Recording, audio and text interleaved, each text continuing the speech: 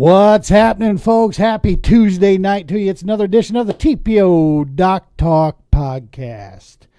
We are live here on the Heroes Media Group. Thank you guys, everybody, for joining in here. If you're watching this live, thank you so very much. We love you and appreciate you. And if you're listening to this on the audio platforms, we love you just the same. That's a huge support for us as well. Before we get going too much further, let's go ahead and pay the bills here. As always, every episode of the Doc Talk being brought to you by the Romans Warrior Foundation. Helping is healing. Go check them out at romanswarriorfoundation.org. Check out the Stop 22 tour. Check out the GWAT Wall of Remembrance, the Global War on Terror's Wall of Remembrance there. Check out that division. Check out our little division, which is the Field Ops division. Getting butts and kayaks, getting people outside, getting them fishing, getting them camping, hiking, connecting, all that good stuff. So go check it out there. You can check it at Romans Warrior Foundation. You can also catch the wall directly at GWAT Wall. And, of course, Heroes Media Group. Without Heroes Media Group and our fellow podcasters out there, none of this is possible. If you're feeling generous or if you just want to look cool amongst your friends or whatever, you can also go check out the merch store at the TPO main webpage, truepatriotoutfitters.org/store-2. Hats, t-shirts, cool calendars, sunscreen, like killer sunscreen, good sunscreen that isn't full of a bunch of actual garbage and so forth. It's called Reeler's Shield. We got a batch of that. We're still moving some of that stuff out there. So go check it out. Great way to support the cause, support the mission that we have here going.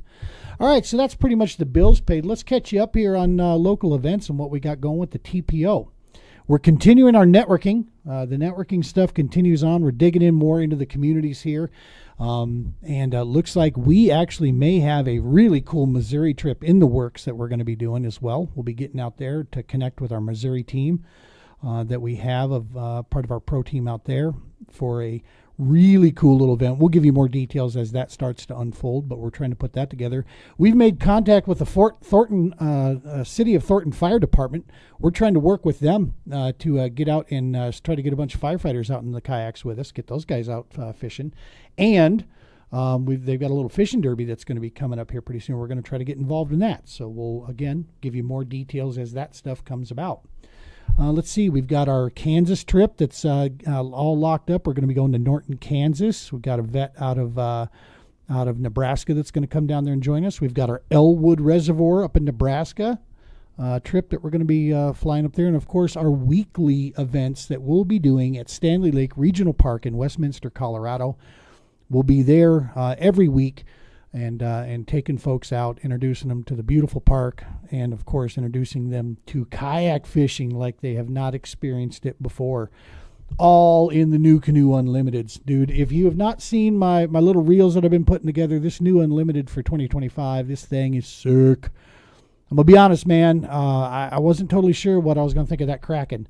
Thought it was kind of overkill, thought it was silly, but, dude, I got some more videos we'll be putting out later, and we're going to get into just how amazing this craft is and why I am now feeling very smart about putting that Kraken on the Unlimited.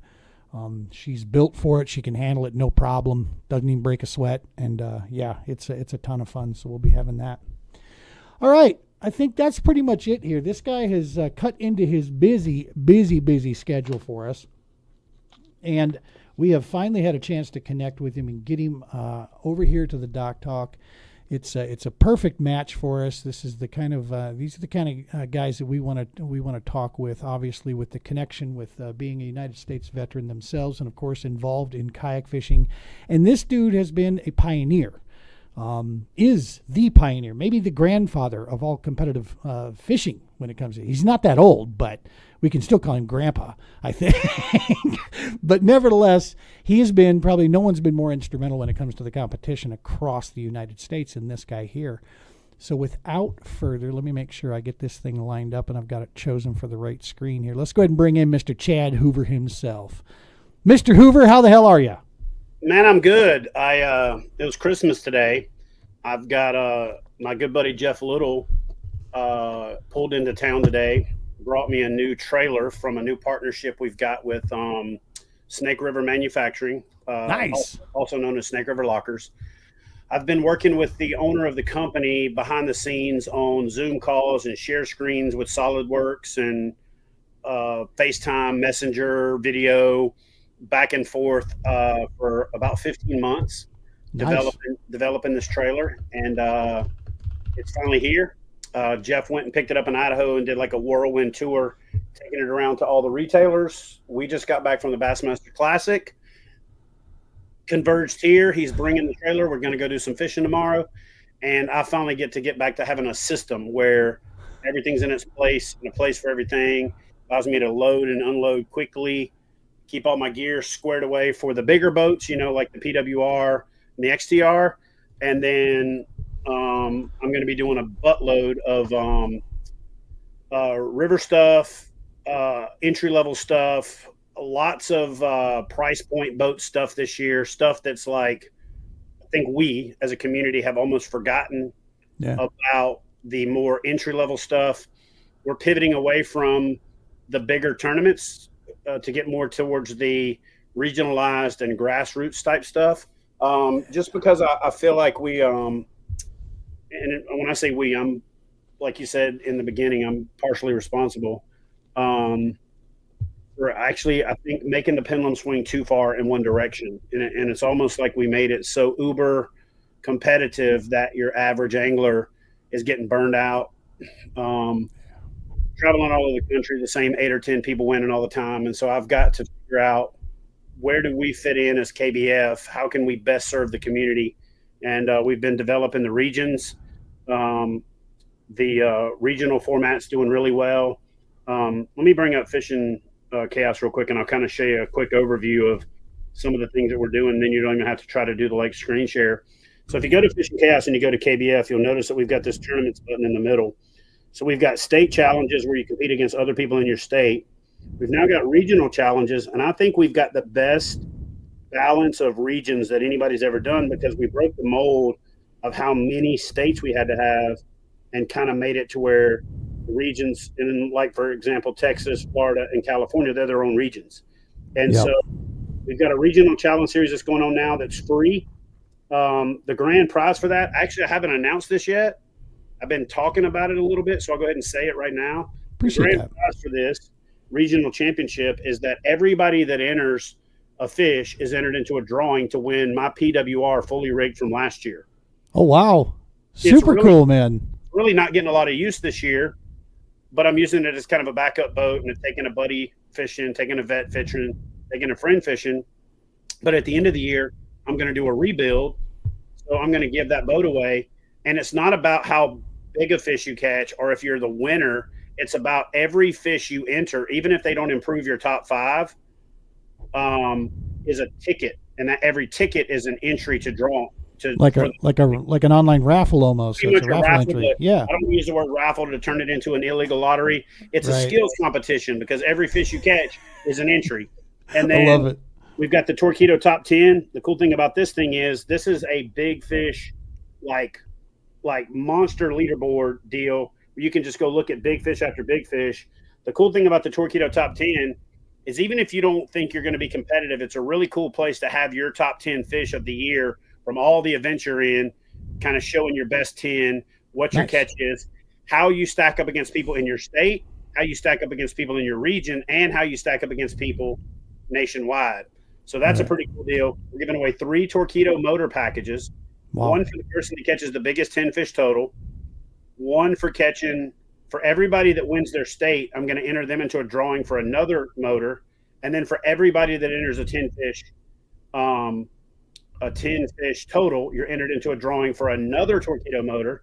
So that's over $9,000 in prizes. And we're giving away one of these $6,000 kayak trailer packages from Snake River, all just for that $10 entry fee for the whole year. Wow. We run the veterans events called the Catch 22 Challenge. The Fish Ops brand is very similar to what, a lot of the stuff that you guys do. Yeah. It's not a not-for-profit, but what I do is I donate money and raise awareness. The OPS stands for Operation Prevent Suicide, Operation Peer Support, and Outdoor Product Solutions. So we help develop products that also help get veterans on the water, make their fishing easier, working towards doing some more adaptive stuff and things like that. And so, then talk to me a little bit more about the fish shops there, if you don't mind. Just explain how people can get involved in that and exactly what that is. Yeah, let me do these last two, and I'll come back to that. Okay, all right. So we also have a state record challenge where you can click on that, and whether you're fishing for largemouth or smallmouth, we're setting the baseline for doing a state record challenge next year. And then the last thing that we're doing is we've got this thing called the Yak Attack Piggyback Series, and when you click on it, there's actually series within the series. So we've got the Yak Attack Piggyback, and then we've got this Missile Baits Mystery Fish. The way that works is you just register and you enter fish. I put up a call out on the members only group, and people start posting numbers. I pre-select the number that I'm going to use for the comment. That comment number, I go draw that size fish, and that person wins. So there's no way that there could be any, nefarious activity on the back end, and it's engaging for the community. And again, it's not about how big a fish you can catch, because every fish you enter has a chance to win weekly, monthly, and even annual Missile Baits prize packages. And John Cruz, who owns Missile Baits, stepped up and gave me an amazing KBF discount, but he gave me a separate veteran-specific discount for this year for Veteran Homeland Heroes, which is pretty awesome. And my ultimate goal with fish shops is to use the leverage of the fish shops brand to get those discounts and opportunities, a lot like the way GovX works, but I don't have a website. You basically get a code and you can go to that company's website. Does that make sense? Yep. So the way the Catch 22 Challenge works is you've got your big event. What's crazy is last year, for 2024, we had almost 600 entries in the series, and it's loading because I'm in a BFE.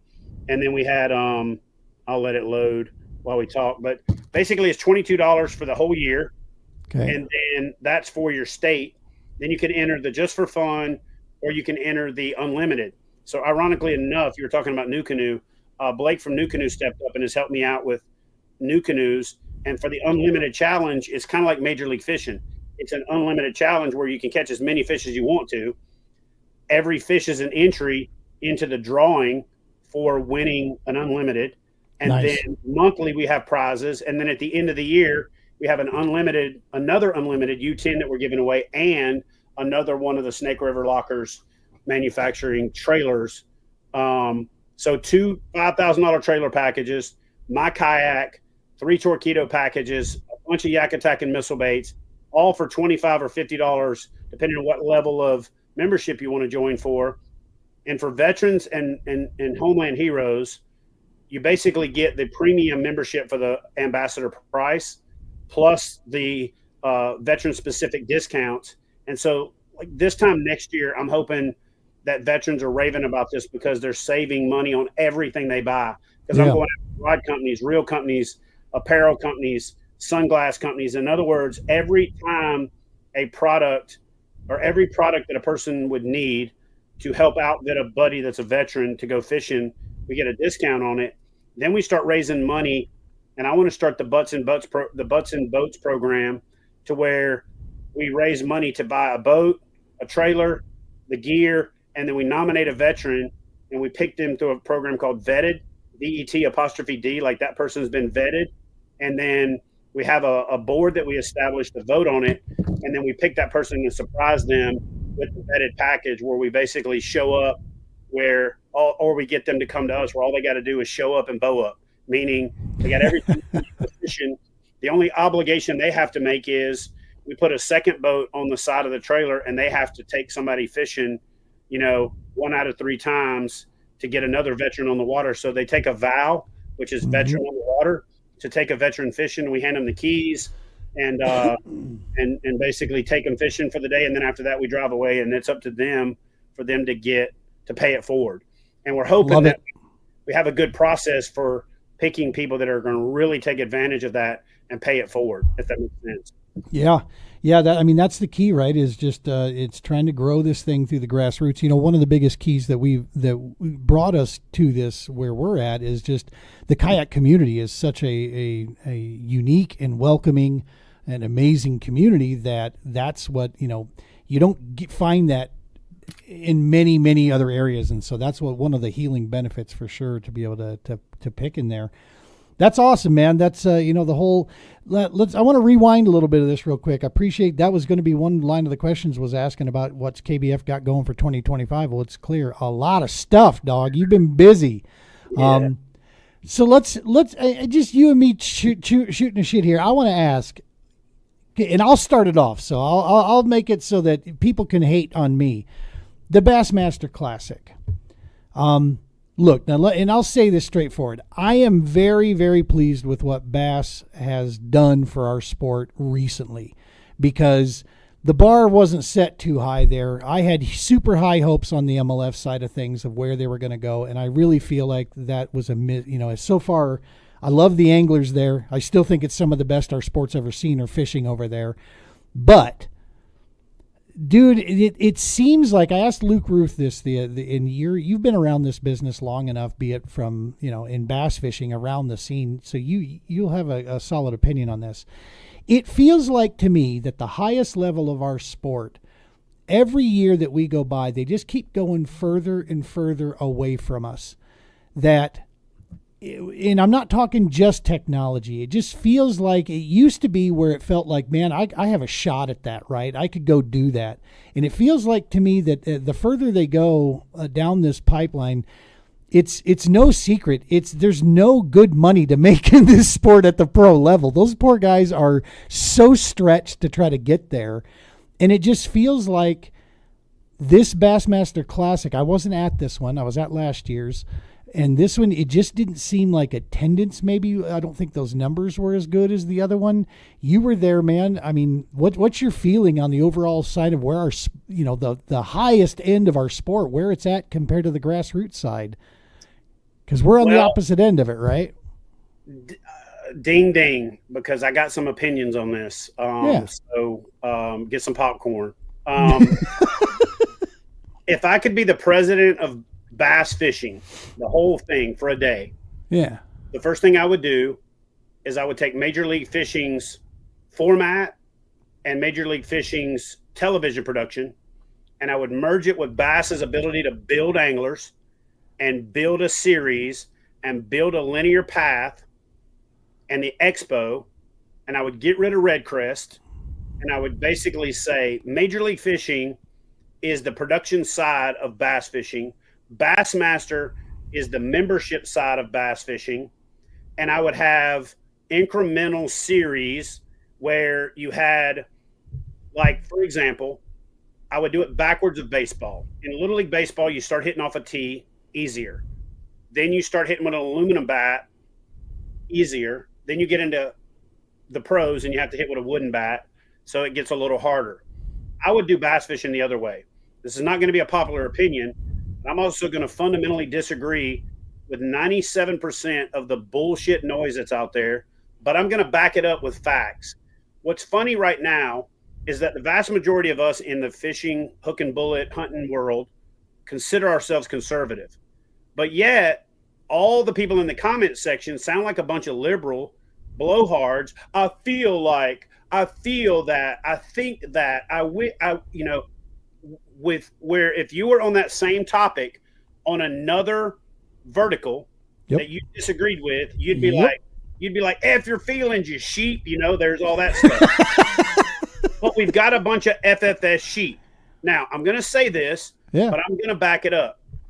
Every one of those young kids that are out there fishing would absolutely kick the shit out of all of those bitchin' ass old pros without forward-facing sonar.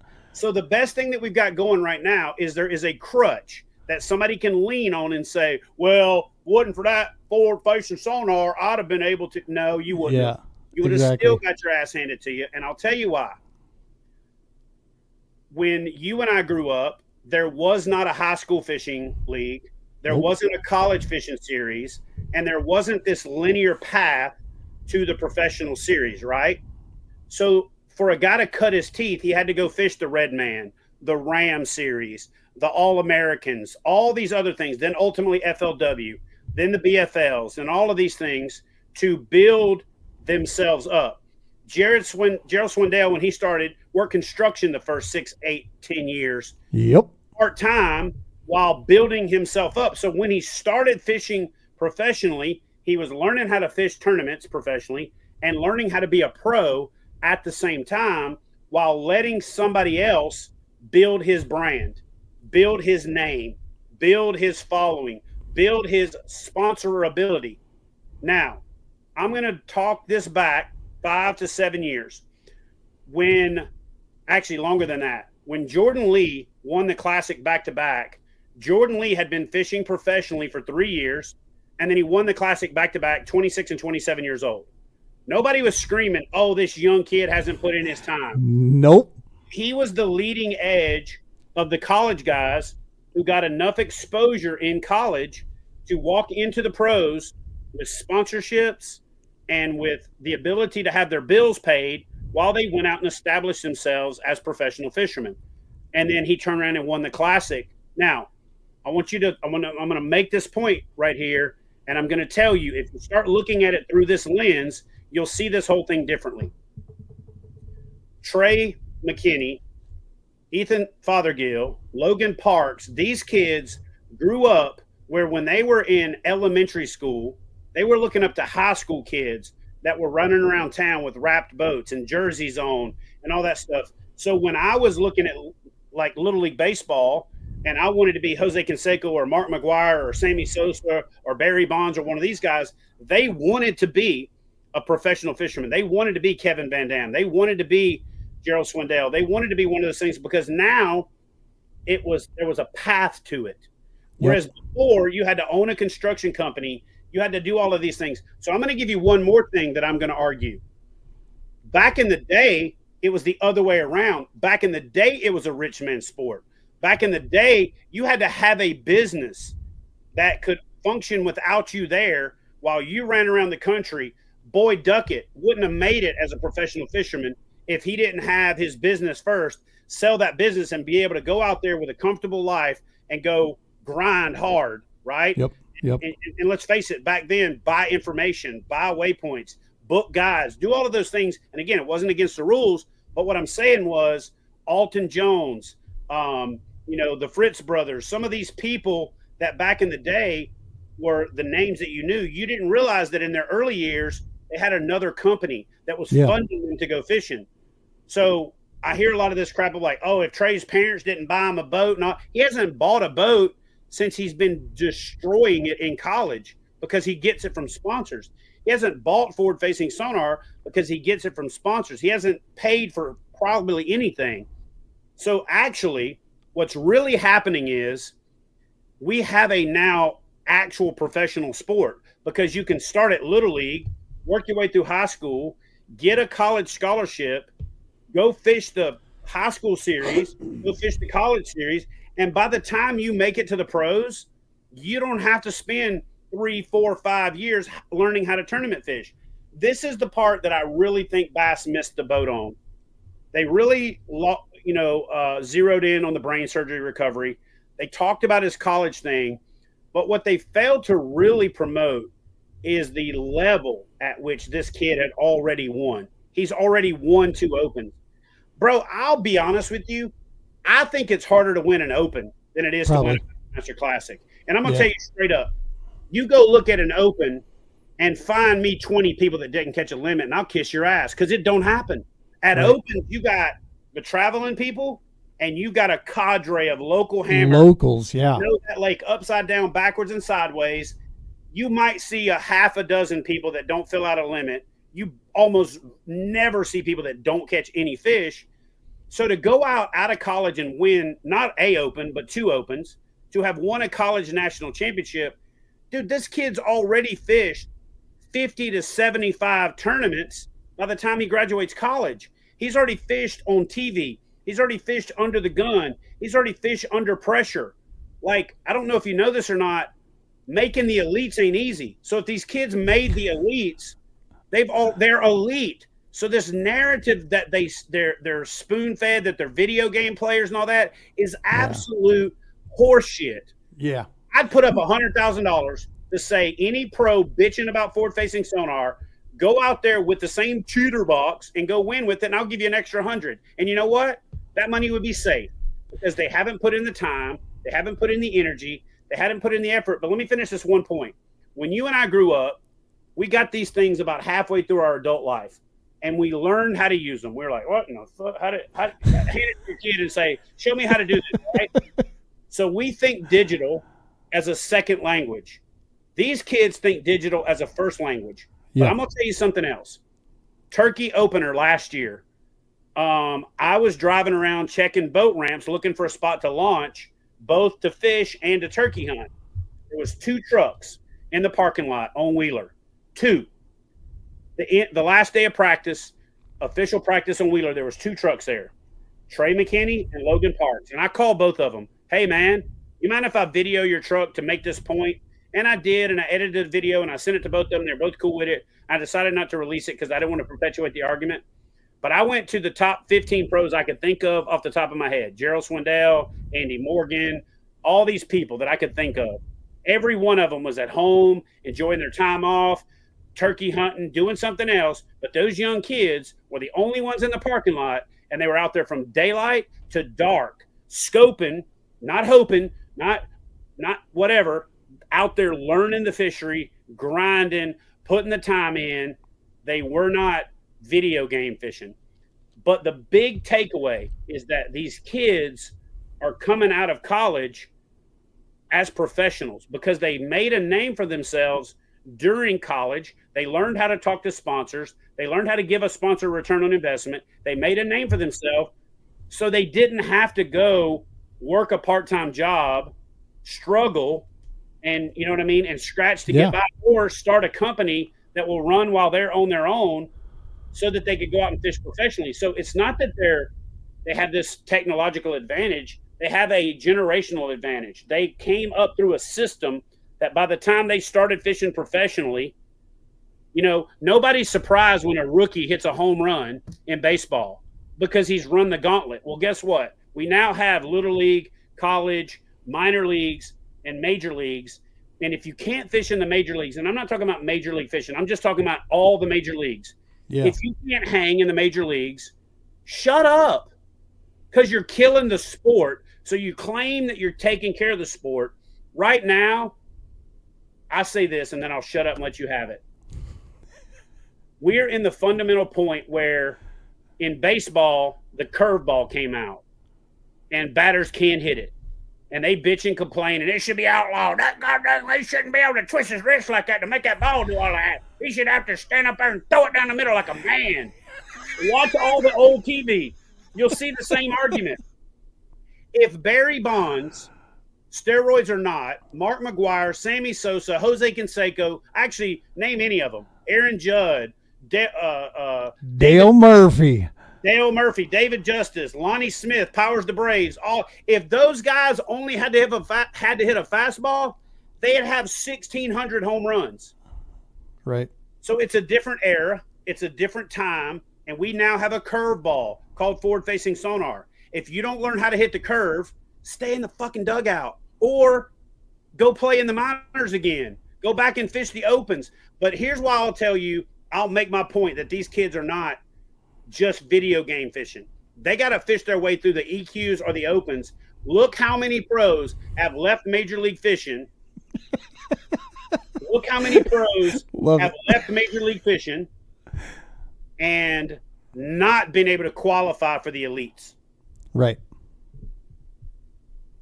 And I'm not for steroids, but here's what I'll say. Eric's just messing with you. During the steroid era, though, when everybody else was using it, if you weren't, you either needed to use it or shut up because it wasn't against the rules, right? And the only definition of fair is that the same rules apply to everybody.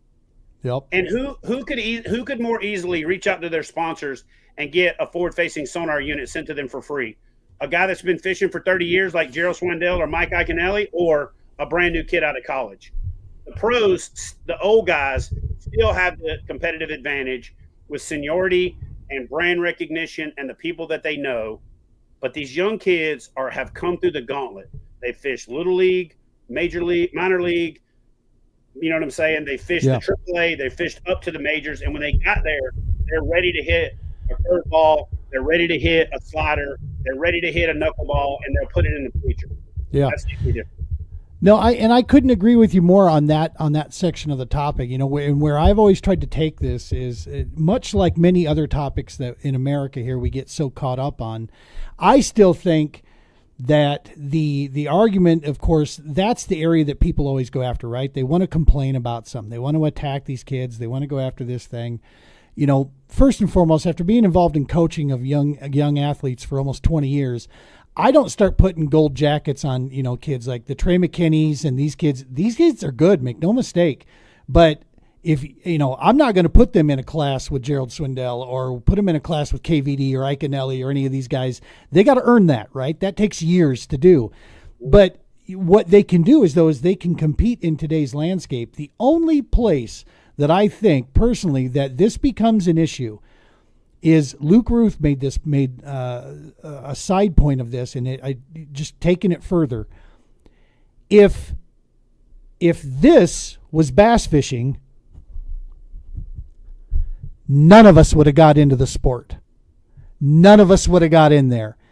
Bass fishing has been about, Mark Zona said this, it's about the fish. And so when you're talking an entertainment business, it is not fun to watch somebody, do that. And they're right. That is truth.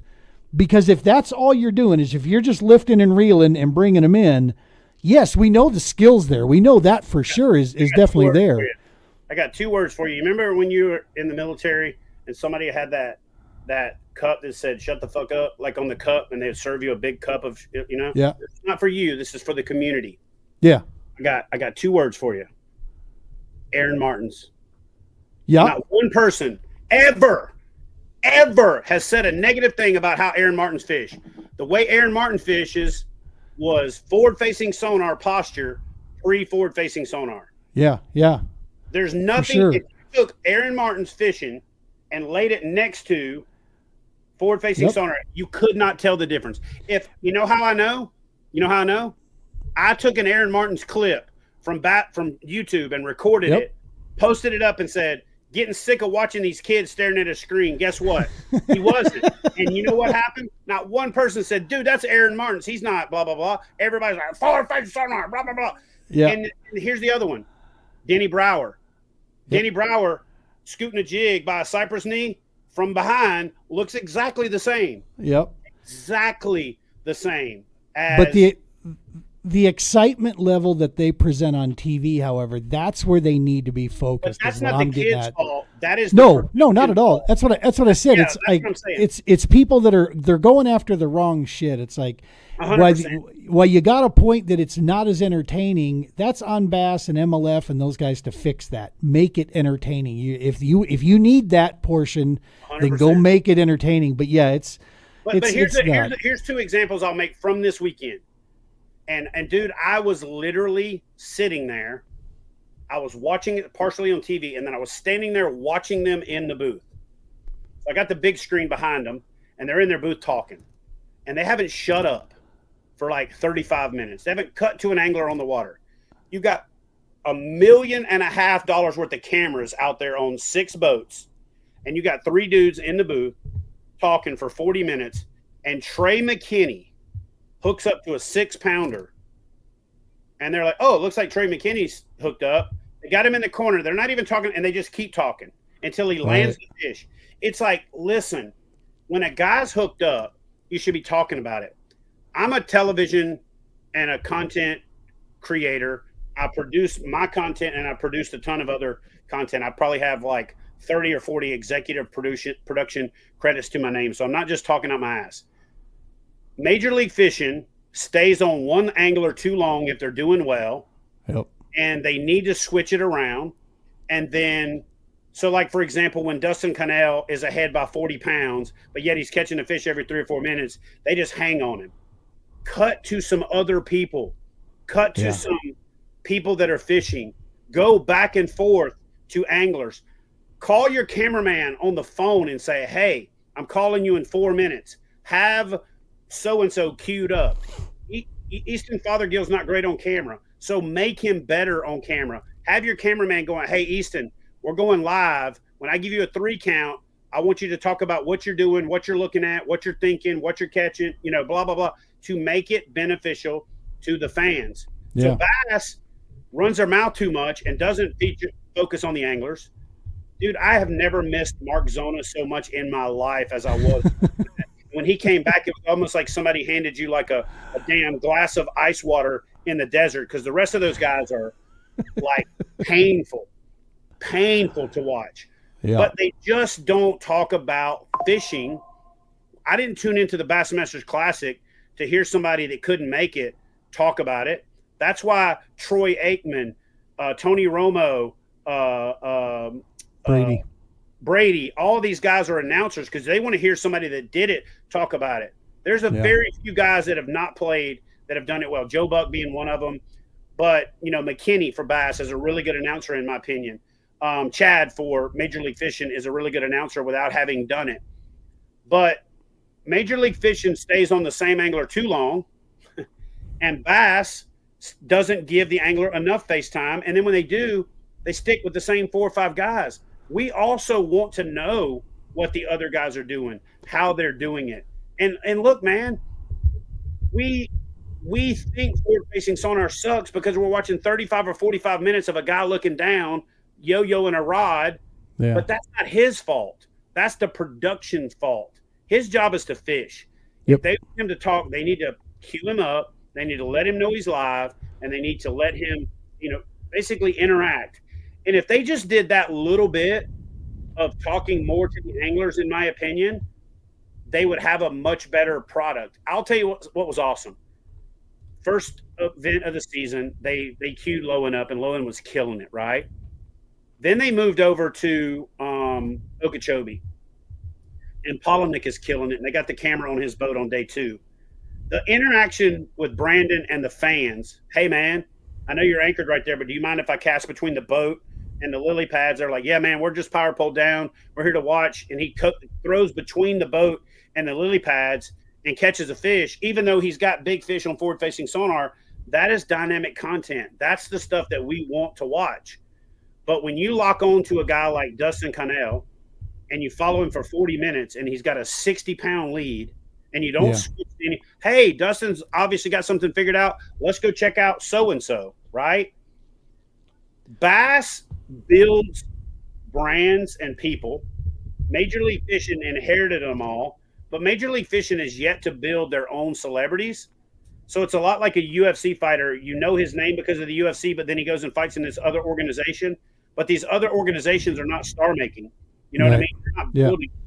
And so if we don't figure out a way to get these two to either merge or start to work, we're going to age out on Major League Fishing, and bass is going to be boring, and we're going to be listening to a bunch of dudes talk over guys who are out there catching fish. So that's just my opinion. BLAT had this point a while back here. It was a couple of years ago when he brought this up, is that there's just this, it's almost too much of a drive for the live.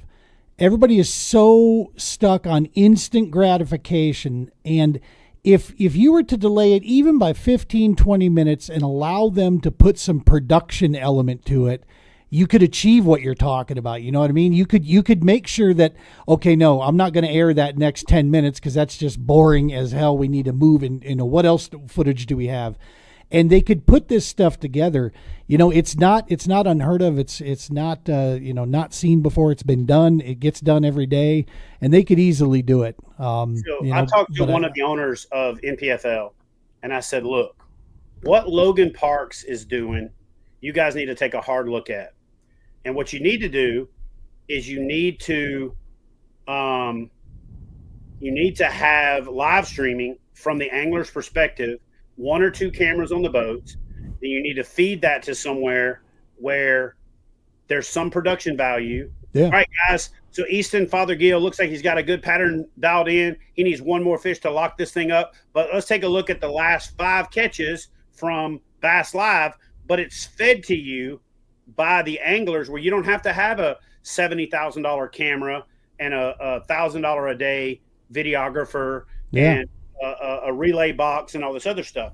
That technology has gotten so good, you could do it with a cell phone or a GoPro now, at least good enough that you can catch the fish, have the angler go back to the back. Hey guys, I just caught this fish on my new sponsor's twiddly minter, blah, blah, blah, blah, blah, blah, blah, blah, blah. And then they hit a green button and it sends it to the studio, and the studio queues it up, just like replays or stuff like that. Exactly, Justin. Starlink is what he's using. But he set a system up on his boat. Bassmaster could buy Starlink for every pro for the price of 3 of their cameras. And then you're getting all the anglers. You're getting a lot more catches. You could go quad screen, 8 panel, and then when somebody hooks up, you could basically go full screen on them, and it would just be a better production value. You know what I mean? And totally. No, and they do it with the NFL right now, like direct. What is it? Direct ticket or NFL ticket.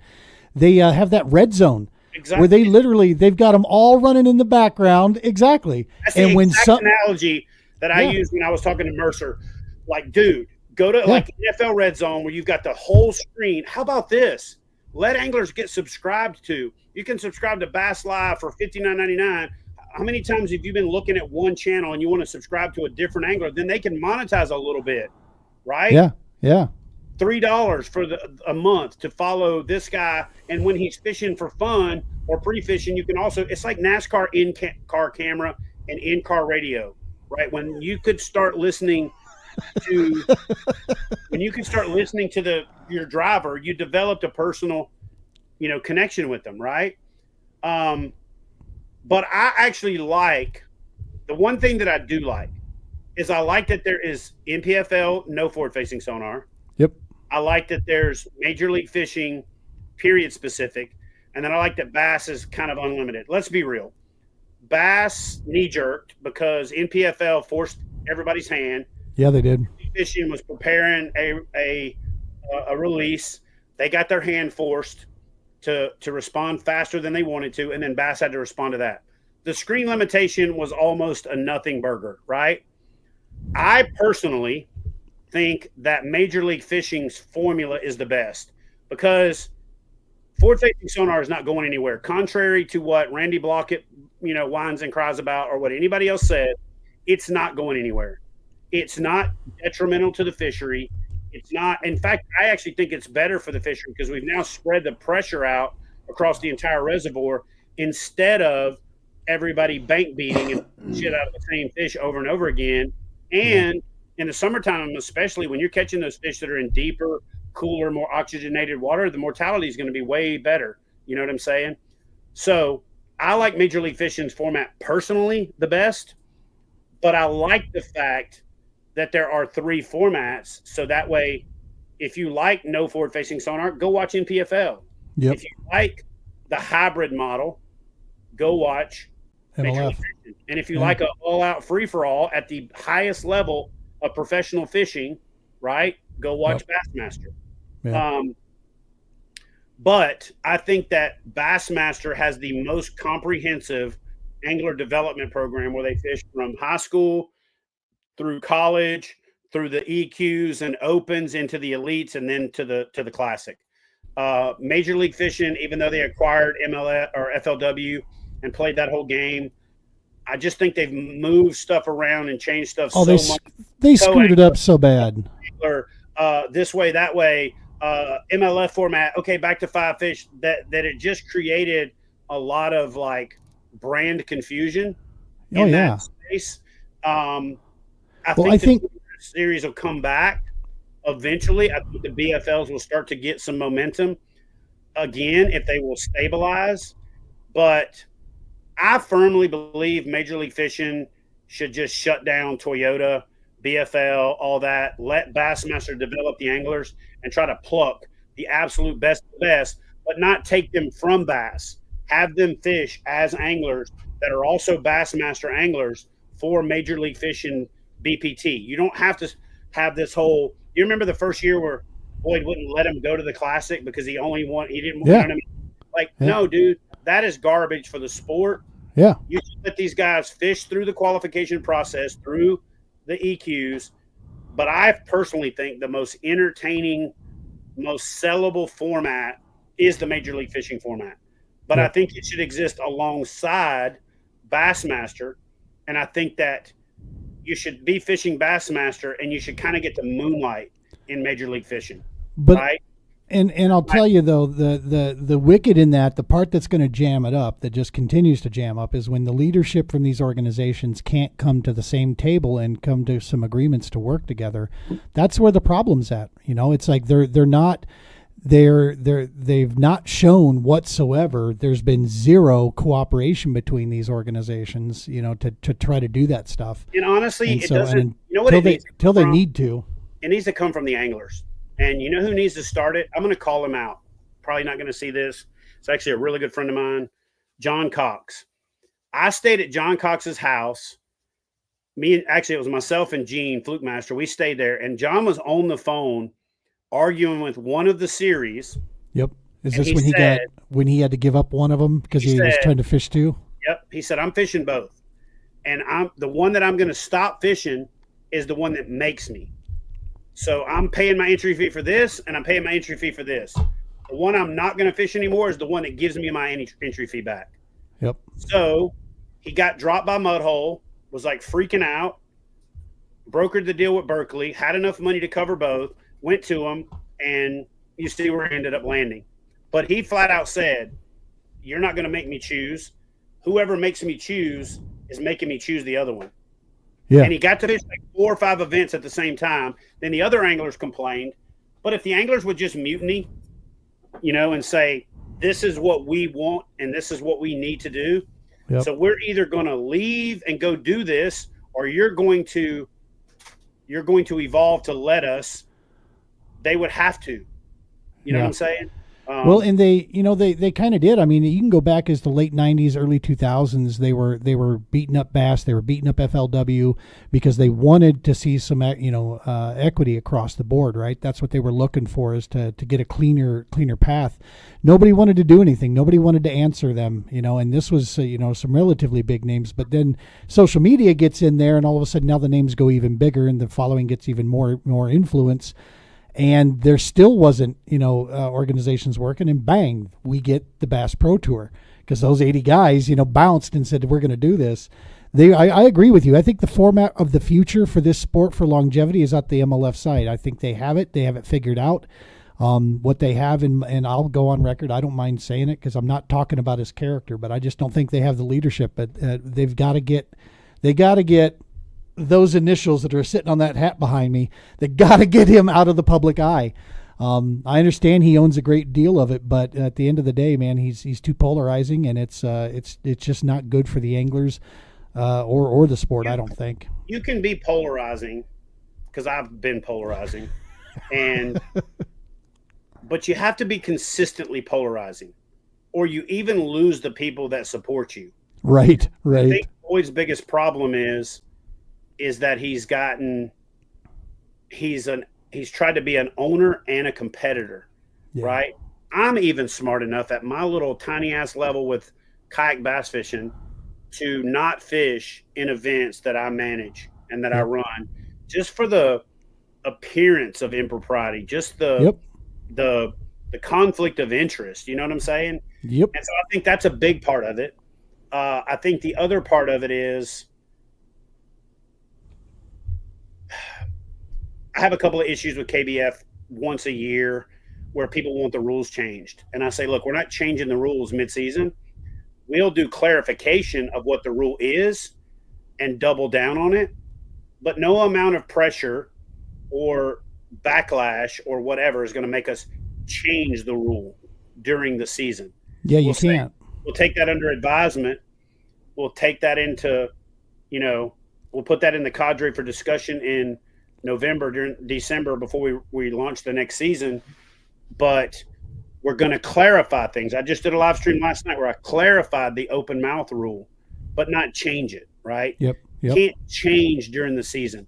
Now, if there's something that comes out that we're not aware of, and in the early years where we had to do something that was a competitive, like, oh my God, we didn't think of that, we would implement something like that, mostly for safety or for fairness, but not change the spirit of the law. Just change the clarification part, right? And I think Major League Fishing, after the flogger thing, where, the guy's targeting fish and they know it was their same fish, to review the rule, but change the rule, but then not penalize the angler even though they all that stuff just is what kills Yeah. the credibility. Well, And, in our and sport too, the more complicated you get, man, the less our people are going to attract to you. They pull away from overcomplication. We're anglers, right? Green fish, brown fish in the boat fish, right? And so when you start getting too deep in the weeds, I think guys' eyes start crossing, and they don't want to get too deep with that. It seems like, for yeah, sure, and which I can appreciate that. I can tell you this: the one thing that was a big takeaway for me for the Classic is there has been a divergent consideration for the fan experience for Bassmaster Classic for 4 years.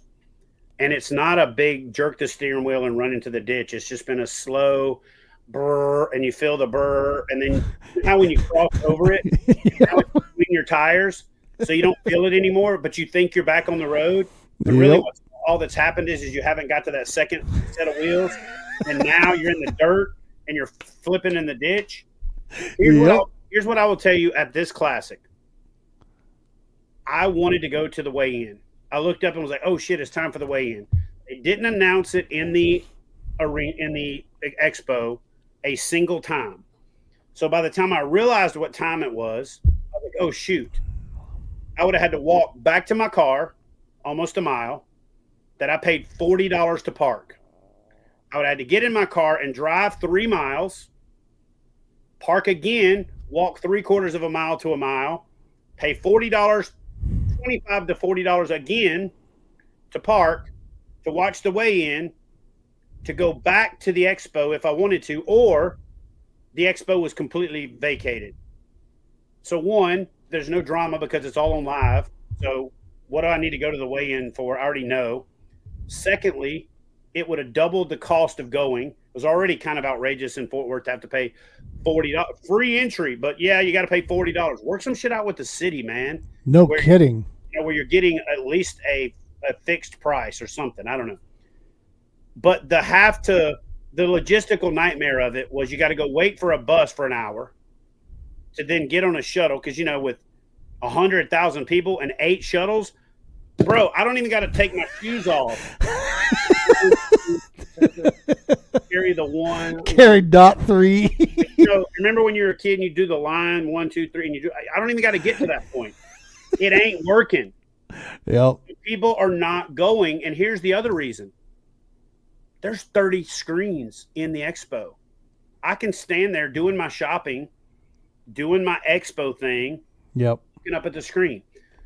So when we got started tonight, I said if I was president of bass fishing as a whole for a day, I'll tell you the number one thing that I would do. The number one thing that I would do, and I'm going to text Mercer this after he gets past the week of everybody blowing him up. Yep. The final day of the Classic needs to be Saturday, and it needs to be Thursday, Friday, Saturday. Saturday needs to be the final day, and everybody that fished the Classic needs to be at the expo on Sunday, so every fan can meet their hero, so you can brand build, so they can take pictures, so they can drive sponsors or drive people to their sponsors booth. Right now, I counted 19 people out of 25 who said, well, my number one goal was to not be working the expo. And then a couple people caught themselves and go, I mean, I like the expo and I want to meet the fans and all, but I needed to be up there. So they're shitting on the expo. Yep. The expo pays the bills, and the expo is where the fans are. Move the whole damn thing back a day. Start fishing on Thursday. Fish Thursday, Friday. Cut to the championship. So now everybody that doesn't make the cut is at the expo all day Saturday. And then Sunday, everybody's there. And make it mandatory that if you qualify for the Classic, you will be at the expo on Sunday, and make Sunday the best day instead of a ghost town and crickets because nobody's there because they're just going to go. So here's what happened. They come to the expo on Friday or Saturday, Friday or Saturday. They go, damn, I got to pick between going to the expo or going to the weigh-in. It's $40 to park for both. I'm just going to go straight to the weigh-in. Yep. And then what happens is they say they're going to go to the weigh-in. They watch Bass Live all day and realize, holy shit, this is a runaway. At 1:30, they turn it off, and then they don't go to the weigh-in. So now you don't have people at the expo, and you don't have people at the weigh-in. Yeah. Real simple. Every freaking pro should be at the expo Sunday so Yeah. that every fan that drove, spent their hard-earned money, booked a hotel room, get all that, gets a chance at least Well, in to those, who they're a fan of. your sponsors too, you guys did not, I mean, those booths, they don't give them away, dog. Oh my goodness, those things, they're paying a premium to be at that classic, you know. I want to switch real quick. This is a great question here. I mean, I know where my answer's at on this thing, but Luke Ruth, who is an avid boat competitor out of the Missouri there, he says, will we see kayak trails limit forward-facing sonar? I feel like kayak anglers that were getting into the sport signed up for more traditional tournament. Now they're being met with technology. What are your thoughts on that?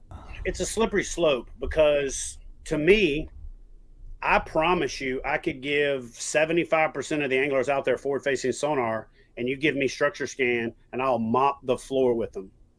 Mop the floor with them. Because I'm using structure scan to find fish. There are very few of these people who can find fish with forward-facing sonar. They're finding it with something else first, and then they're switching to forward-facing sonar to pinpoint them. By the way, forward-facing sonar does not have a jump in the boat button on it, and it doesn't have a find fish button. I don't know if you know this. You have to point. Not in my manual anywhere.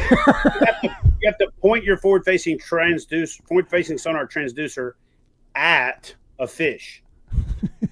You had to get to the fish first, right? It's not a finding fish sonar. It doesn't call them in.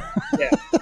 So it's a slippery slope, because, and I've had this discussion with a couple of anglers. A guy said to me one time at a boat ramp, if I fish 4 or 5 days a week, I'd probably invest in that forward-facing sonar. And I said, okay, can I play the flip side of that coin? He's like, what's that? I said, if I fish every day because I do it for a living, I got every day to find the fish.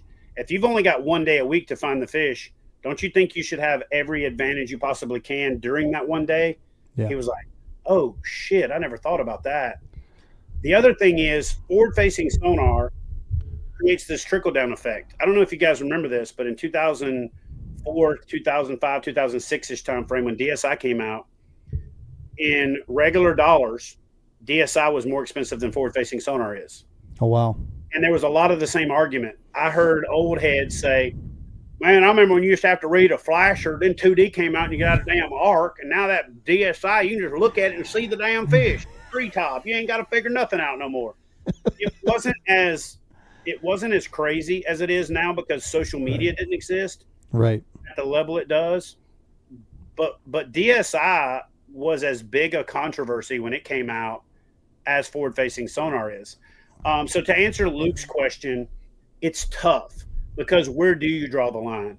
Like, do you draw the line at you can use like Genesis Live and you can use structure scan and you can use DSI and you can go to, Fish Tips, or you can go to Fish the Moment and buy late weight points and shit like that. But you can't use forward-facing sonar. Like, so, you know what I mean? It's it's kind of a slippery slope. And I've filmed a lot and I've watched a lot of anglers in competition. I watch a lot of people waste a lot of time going down with the ship with forward-facing sonar. Yep. And it's because they're trying to learn how to use it in the tournament. Exactly.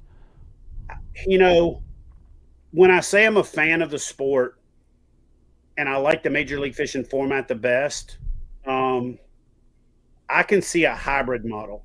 To answer Luke's question, I can't ever see an outright ban. For one, a lot of our tournaments are virtual, so it'd be very difficult to eliminate it because it's virtual. Yeah. So if you eliminate it, the only person using it's a cheater. But for live events and some of my elite stuff, I am seriously considering a hybrid model, right? Right. You make the cut, no forward-facing sonar, or you can fish without forward-facing sonar to make the cut, then you can use it. Like, well, and I think like that. To Luke's question there, like he asked, he knows that he spoke to a lot of kayak anglers that tell him they signed up for more traditional, and that's the thing.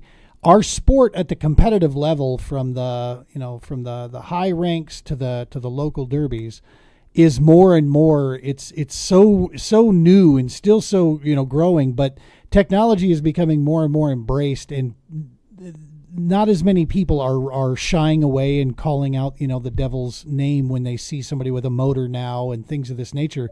And all it takes is one good tournament to have Drew Gregory show up in his freaking, paddlecraft and smoke the hell out of everybody with 2 fishing rods and a phone for his electronics, to just even the field to go, dude, that's not going to win you the tournament, but I like the fact that, like you said, if you start eliminating stuff and you start doing this, then all that's left is, the people that are going to try to bend it. It does not change the game overall, especially at the local level. I just don't see it. And I live in a place where we don't have grass, right? I mean, Colorado, dude, it's just structure only. And our scopers out here, they do well because they work with it. They spend a lot of time with it. But in the same breath, there's other guys that don't use it near as much and can hold toe to toe with them. So it's across the board. Kind of an exclamation point to kind of finish answering Luke's question. One thing we have to remember is there is a difference between getting into something for the recreational component. I got into kayak fishing for this. Yep. And competitive kayak fishing. Competitive kayak fishing is sport fishing. It is the sport of fishing. Yep. Fishing, yeah, we call it sport fishing. It's fishing, right? So if that's what you got into kayak fishing for, I have yet to show up to a store where somebody put me in the headlock, put a forward-facing sonar system in my cart, walked me to the register, put a gun to my head and said, now buy that shit. Put it in my cart right now. If you don't want to fish with it, don't. Yeah, right? Exactly. But the competitive thing changes things. Yep. What I'm a bigger fan of doing as I redevelop a series, as I go back the way to my roots, and I'm going to come back with a regional series in next year or the year after, once we get the foundation, relayed again, is I am going to try to pick fisheries that it's not advantageous for it, so that you have to have different skill sets to be successful over the course of the year. That's a big key. Russ Snyder's, for example, shows up to the 10, not the last one we had, but the one before, as the angler of the year, and one of the most well-known guys in the game. And I interview him at the boat ramp. Hey man, what do you think? He's launching late because he helped an old lady load her boat up at the biggest tournament we have, the most elite tournament we have. He goes, well, I don't have forward-facing sonar, but I'm going to get out there and give it hell and do the best I can. And he scanned points with structure scan, looped back around, marked them, made cast, and won the event. With everybody but him was using forward-facing sonar, was the only one not using it, and he won the event. Yeah. So to me, I think that organizers, stewards of the sport, need to be mindful of balancing the playing field, not so much the rules. And then I do think that I like the fact that NPFL doesn't have it. I like the fact that Bass has little to no limits. The screen and transducer thing's almost nothing. And then I like the fact that Major League Fishing has the period thing, because I love the narrative. I love the discussion. I love all that stuff. You know what I'm saying? Yeah. But, just like every conservative out there gets on the argument to say, spoons don't make you fat and guns don't kill people. People kill people. Forward-facing sonar don't catch fish. It just people catch fish. So I wanted to just to let folks know with the KBF and all the big plans and the cool stuff that you guys have brewing there. So I'm going to ask the tough question, brother, here, because it's the 800-pound gorilla in the room. Perfect. In the past, gorillas. Right. In the past, had some bumps in the road along the way. Is pretty much a lot of that stuff ironed out, 2025 looking clean, or you still got a couple things you're taking care of out there? 100%. The bumps that I've had in the road is trusting somebody with the finances that I shouldn't have. Copy. Number one, that's over. So people that really know me, that know the history of the sport, go, this is when it started, and this is when it's over. I overcommitted, not in the standpoint of like not paying out money that was held back, but like adding more money than I should have, trying to jumpstart the rebirth, if you will. So come back, bring it back to throttle, and then go back and just ask the fans, the consumers, the members, what do you guys want? And ironically enough, it wasn't even the money. It was the prizes, the camaraderie, all of that other stuff. And the one thing that I could say is you've never had to guess about any of it. I've never bullshitted anybody, never hid behind anybody, never told anything. And I personally have $575,000 invested in this sport on my own, out of my own pocket. So until somebody can come to the table with a bigger put up or shut up than that, I don't really give their criticism credence. The people that I owe are the people that vested. And 90% of the people that are bitching weren't on the playing field, weren't people in the game, didn't understand the deal. And just like with some of the stuff even with what Luke said, the people who say they got into the sport for this, we have to be careful in this industry of giving too much credence to the vocal minority and not realizing there's a silent majority out there that has a completely different mindset. You have to figure out how to reach out to those people. Does that make sense? It does. I spent the entire off season doing that. Fun challenges, opportunities to win stuff, $35,000 worth of prizes right now on the table for a $25 entry membership. And for that $25 membership, you get $400 in gift certificates. I just got a commitment yesterday and today to take that to the next level. I went to the Classic and made 5 or 6 deals. So my goal is to be the best return on investment for being part of a club that there is, and the most welcoming, inviting, sharing community that we have. Because I'll be straight with you, I left that Bassmaster Classic almost embarrassed to be a bass fisherman because of the way a bunch of people acted, and even more embarrassed at how they acted on social media after the fact, when a kid who busted his ass, who survived brain surgery, who grinded his ass off, who won 2 opens last year, who went and struggled and damn near hardly caught a fish at an event, could have easily spun out in his head, but he comes to the biggest event on the stage with the same rules as everybody else and breaks it off in their ass. And over 65% of the people are shitting on him instead of applauding him. It was embarrassing to be a bass fisherman for the last 2 days. Yeah, no, I and you're not alone out there. I've had a lot of folks in the Colorado community here that are sounding off in the same manner, that they're tired of hearing these people, squawking like this. And unfortunately, we live in a time and era where it's easy to have that, that autonomy behind a keyboard and so on and so forth. So yeah. But you don't give them the microphone. Well, listen, Chad, I know you got to get rolling, brother. You got another podcast you jumping on here. And so I can't thank you enough for taking the time with us. Dude, this is the easiest interview I've ever done. I just give you the mic and let you go. Well, thank you, man. I appreciate that. I appreciate the opportunity. And this is something I really want to talk a lot more about. So when you get the other project that we talked about off the air going, hit me up, man. Let's do it. I'll be looking forward to running into you out there. Appreciate Thanks, Chad. You'll have a great night. Thank you. You bet.